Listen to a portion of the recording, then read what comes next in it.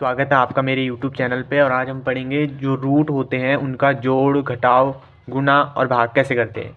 तो इसके लिए 3 केसेस होती हैं। तो हम शुरू से करते हैं पहला वाला केस। जैसे पहला वाला केस में होता है √7 प्लस √7।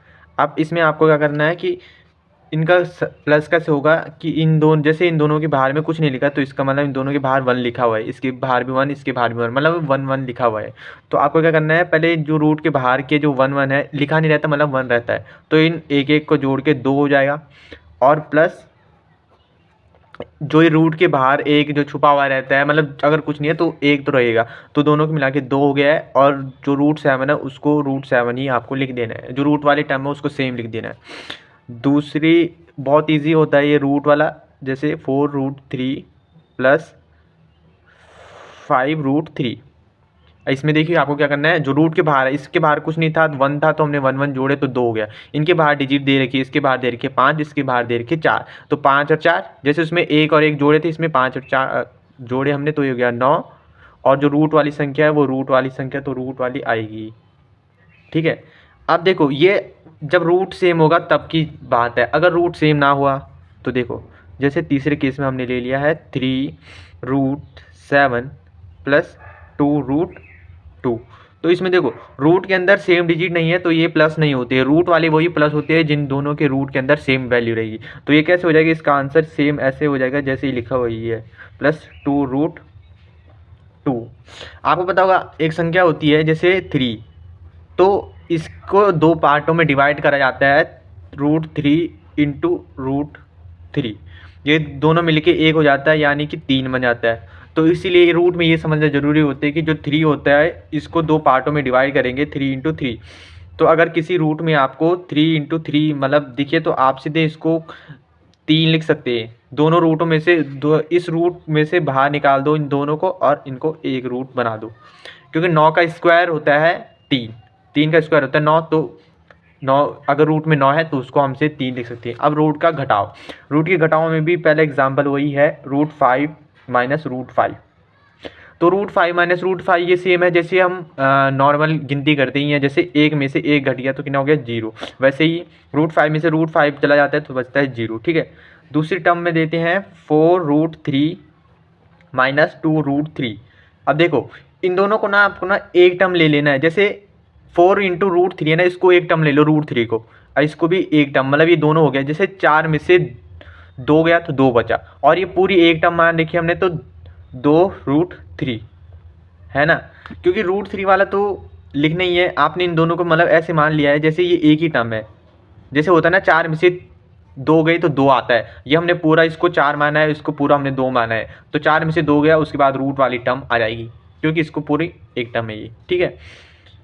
तीसरा सवाल है 3√7 माइनस 2√2। अब देखो इसमें भी रूट डिफरेंट है, तो क्या हो जाएगा, इस प्लस वाला सीन हो जाएगा सीधे। आपको कहना है 3√7 माइनस 2√7, और यही 3√2, यही इसका आंसर रहेगा।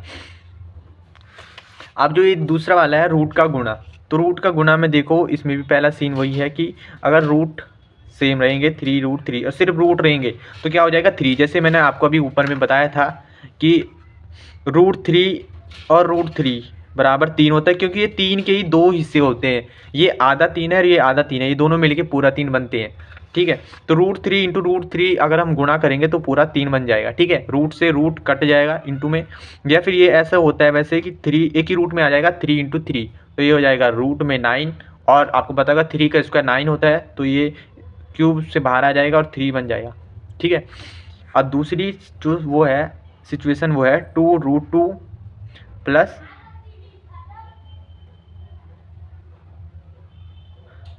इंटू √2। ठीक है। 2√2 इंटू √2, तो इसमें क्या होगा, इसमें देखो 2√2 इंटू √2। ठीक है। तो इसमें क्या करना है, जो ब्रैकेट वाली टर्म है देखो ये 2 तो नॉर्मल आ जाएगा। अब ये √2 की जब √2 से इंटू की तो क्या हो जाएगा, जैसे यहाँ पे हुआ था √3 की जब √3 से इंटू हुई तो क्या 3 बन गया था, वैसे ही पहले का 2 हमने नॉर्मल जैसे लिख दिया है वैसे लिख दिया।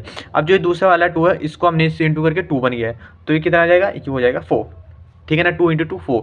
इस रूट से इन दोनों रूटों की जब इंटू गए तो 2 हो गया और ये हो गया 4, ठीक है।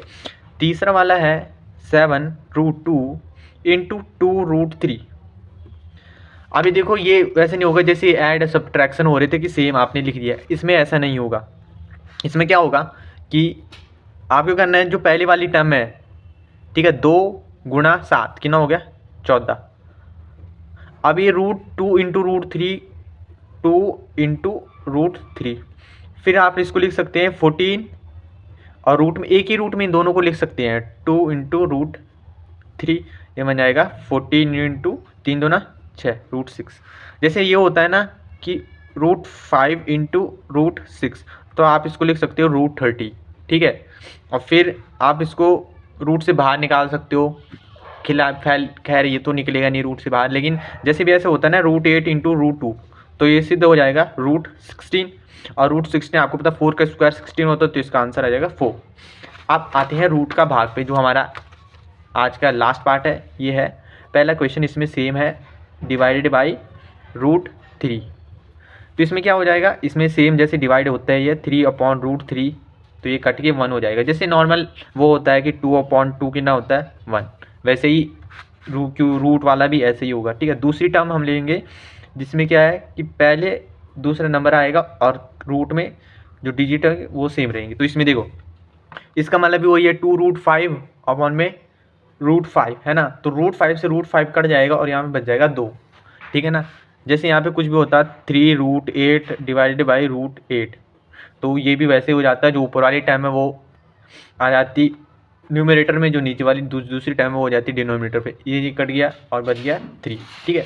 अब तीसरी जो टर्म है वो है जैसे 4√12 डिवाइडेड में 2√3। अब देखो ज़्यादातर मैथ्स में आपके सामने ऐसी सिचुएशन आएंगी जिसमें ये वाली जो इनके आगे की टर्म है वो भी डिफरेंट रहेगी, जो रूट में वो भी डिफरेंट रहेगी। तो इसमें आपको क्या करना है, आपको सिंपल करना है कि 4√12/2√3 है ना ये, तो आपको क्या करना है 4 और इसका एलसीएम ले लेना है। इसका एलसीएम लेंगे या फिर इनको तोड़ने का तरीका भी होता है ऐसे, जैसे आपने इसको कर दिया जो √4 है ना, इसको आपने कर दिया 4 × 3 है ना, रूट के अंदर ही 4 × 3/2√3। अब आपको पता होगा कि आप इसको ऐसे भी लिख सकते हैं, जैसे ऐसा है ना कि एक ही रूट में 4 × 3, जैसे ये था मैंने अभी आपको बताया कि जैसे ये होता है 5 × 6, तो आप इसको लिख सकते हैं √30। तो √30 को आप ऐसे भी तो लिख सकते हैं ना, जहाँ पे √30 लिखा है वहाँ पे आप √6 × √5 भी लिख सकते हैं, ठीक है। तो वैसे ही मैंने यहाँ पे करूँगा, यहाँ पे मैं क्या करूँगा 4 को ऐसे रहने दूंगा और जो √4 × √3 कर लूँगा मैं इनको, जो ऊपर वाली टर्म है, और अपॉन 2√3। अब जो √3 से √3 कट जाएगा और ये 2 से ये 2 कट जाएगा। अब ये √2 है तो 2 2 4, 2 का स्क्वायर होता है, तो ये आ जाएगा, ये मतलब जो स्क्वायर रूट है ये रूट में 4 है, ये 2 हो जाएगा, तो ये आ जाएगा 2 × 2 = 4। तो वैसे ही बहुत ईजी होते हैं रूट के प्लस माइनस, कोई इसमें दिक्कत लेने वाली बात नहीं है। उम्मीद करता हूँ आपको ये अच्छे से समझ आया होगा। अगर आपको ये समझ आया होगा तो मेरे चैनल को सब्सक्राइब कर दें, लाइक कर दें, हमें भी मोटिवेशन मिलता है इससे।